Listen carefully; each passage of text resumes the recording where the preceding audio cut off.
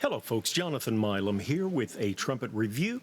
I have got a Besson Brevete, and it is a later iteration made by Kanstul. You can see they put a lovely logo on that. I think that's pretty much a copy of the original French Besson.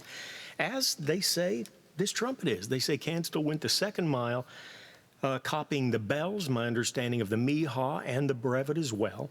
And just an excellent trumpet here. You can use the terms lead trumpet, solo trumpet. This one is one of those that just has such a good sound. That's what a trumpet should sound like. We'll get right into playing. I'm using a Reeves 42C, and we'll play If I Only Had a Heart.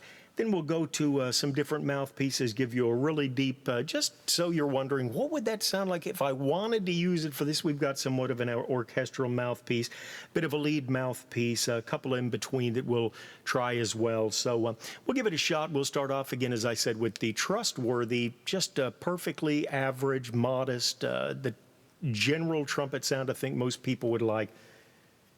And we'll play If I Only Had a Heart from the old Wizard of Oz.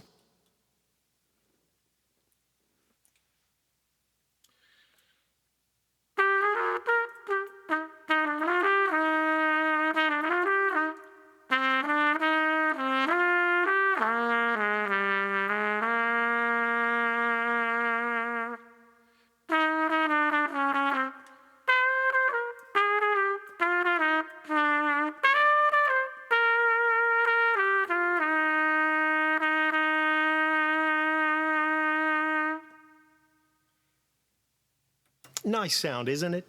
Really do like the sound of this. I thought the bell flare was pretty small, just trying to gauge it by hand compared to some. And then I went to put a mute into it, and it's a Wallace practice mute, which tends to be a little small. And in fact, I'm going to make a video on that in just a little bit. But I had to take my trustworthy inner tube out and cut an extra round to go around this to make it fit in the bell. Of course, this is small. It doesn't always even fit in a box trad, say a 72, maybe slightly larger flare. But the flare on this Brevete is a little larger than I thought. Now, I do want to say considerably trimmer, supposedly, than the Meha. But then again, when you get right here into the latter part of the throat, it's not small. This particular horn will just, since I'm already into it, we'll just go.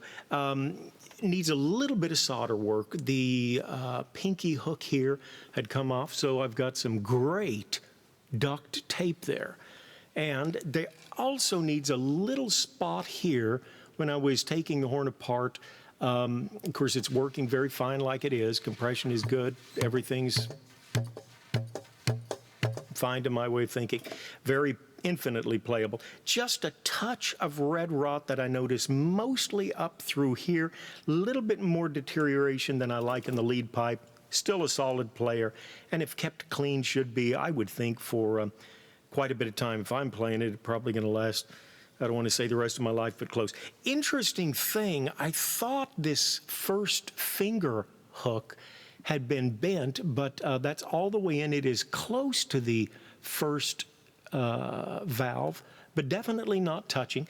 Then it goes off at an odd angle. I think that's just the way they made it. I think that's the way it was intention. Again, working very nice. You've got your reversed second slide, so most horns are facing off this direction, and this one is facing the alternate, again, like the old French Bessons did. Oh, the spit valve on this could stand a new spring. I think it split in two is what it did, but it's still trapping the moisture inside and giving a good sound. So there we go. And isn't that a beautiful, beautiful logo that Kanstul put on there? Okay, they made this for Boozy and Hawks, who had the rights to the French Besson pieces, and the story is Kanstul had the better French playing Bessons that he knew of in the LA area around, people of renown that had great horns, had them send them in. They measured the bell, made a copy of that, and that was the mandrel that they used both for the Brevete and the Meha, which my understanding is two different bells. Had the Meha years ago and really was impressed with it, a large bore. And this one I am as well. Of course, a little more manageable with the smaller bell through this area. But what a nice player. Okay, now I'm going to go use a trumpet flugel, very large throat, extremely deep V mouthpiece. If you're wondering what all you could use this horn, is it adaptable? And the answer is most certainly. Same song if I only had a heart.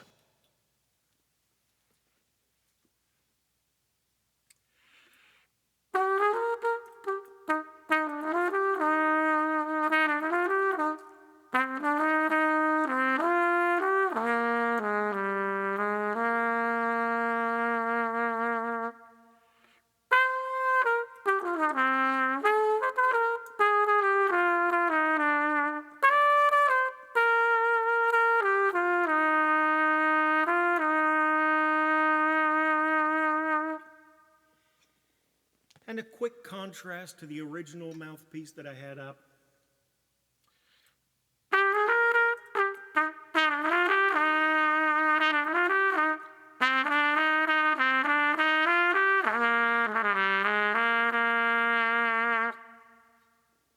And then the mellower tone with the trumpet flugel.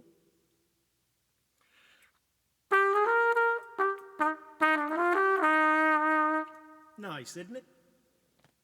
All right, going to a great mouthpiece. Again, still a deep V, but a 24 drill. Trent Austin's TATF mouthpiece.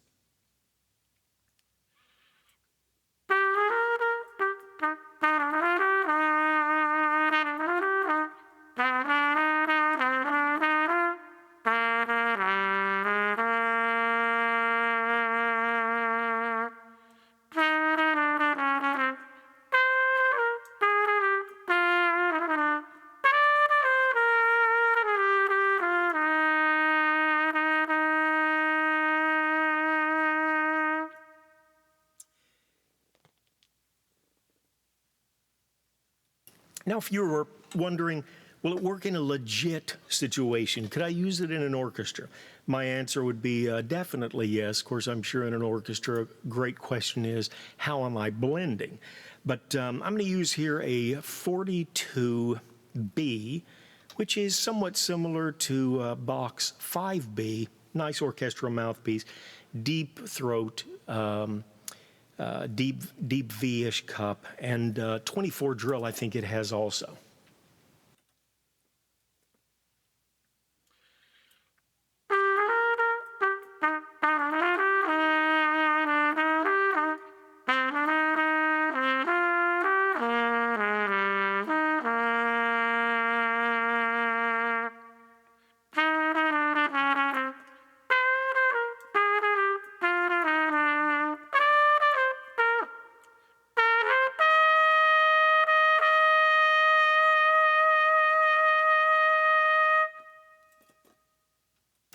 I just like that sound. It's I think I had a Olds Ambassador, and I said it just sounds like a trumpet should, and it's just a nice general sound. Really do like that. And these, it seems like when I got into playing trumpet, I'd laid out for many years, and about 15 years ago, I think I started playing a little bit more and was, looking around to see it. It seemed like I saw a lot more of the Meha. In fact, one of the first horns that I wanted to get, trying to rake up money for, was a Brevete, and they wound up selling it before I had the bucks available. But very nice, and first one I'd seen in quite a while, honestly. I'm sure they're out there, but Kanstul, again, I think did a very nice job with this. Okay, I'm not a lead player. If you've seen many of the vids, you're aware of that. This is a unique mouthpiece. It's a custom piece by Greg Black. Relatively shallow, pretty small drill size. I think it's a little less than a 29, so maybe a 29 or 30, something like that. We'll just see what we can do as far as if you wondered what it'd sound like if you're going to use it in a lead application.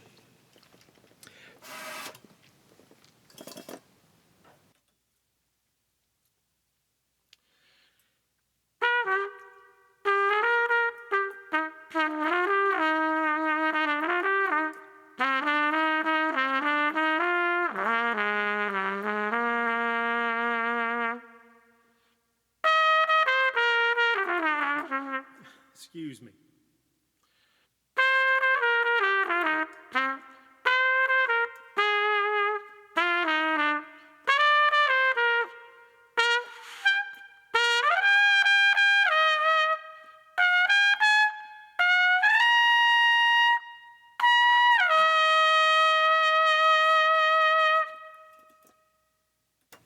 For those moments when I'm Superman, the mistakes always remind me that I'm not.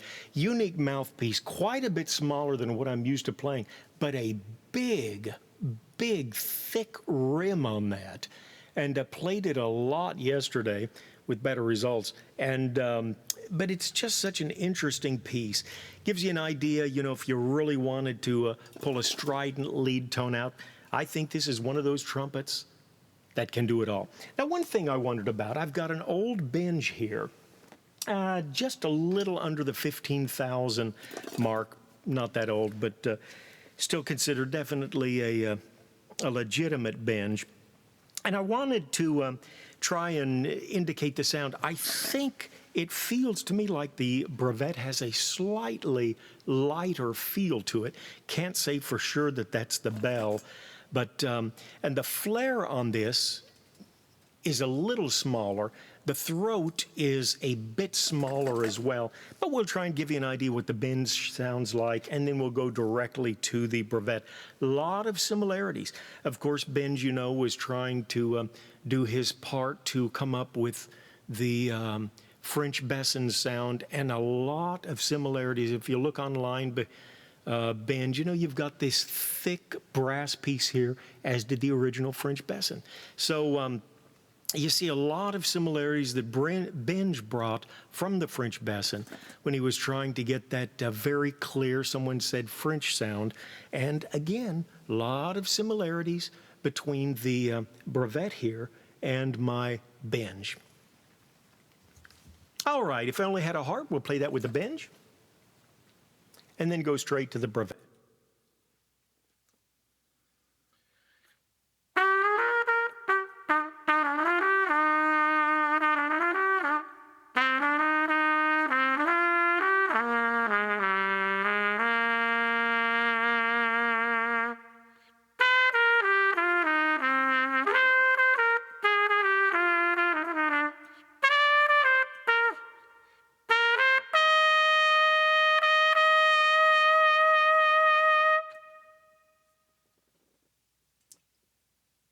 And using the Reeves 42C, same mouthpiece, back to the Brevete.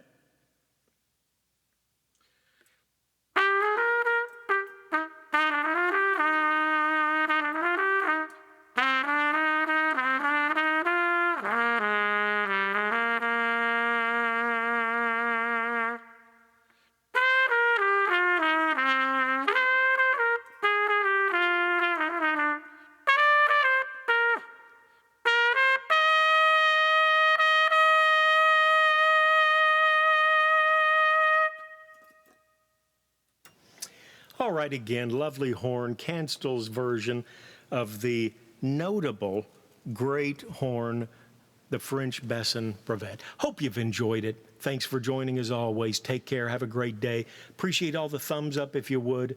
And until next time.